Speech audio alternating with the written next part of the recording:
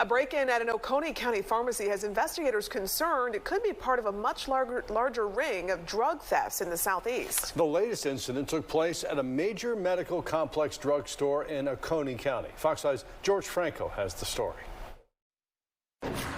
This was not a break-in of a corner pharmacy in a neighborhood, rather the main drugstore of this major medical complex, which has investigators wondering if it's part of a much larger ring of pharmacy break-ins targeting opioids.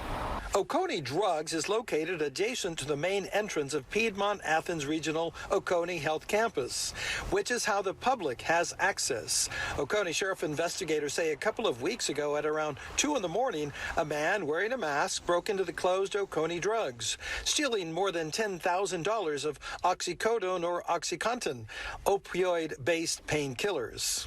Seems to be some familiar to other, burglaries that have taken place. And so we're trying to see if we can't, figure out a way to connect that together and maybe develop a suspect. Oconee County Sheriff James Hale says similar burglaries have occurred all over northeast Georgia, including Athens, parts of metro Atlanta, and other southeastern states, leading investigators to consider the possibility the burglar or burglars could be often on the road. What I'm understanding, there may be the traveling situation, but we don't know if this one was connected to that or not. Sheriff Hale tells me one of his biggest concerns is the way opioids are stepped on with other substances like deadly fentanyl to increase their dosage and street value.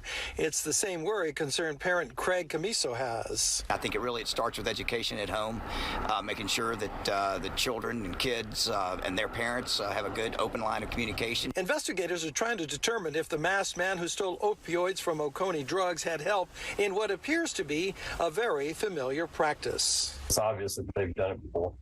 And to the people doing this, you say what? I hope we find you and I hope we put you under the jail.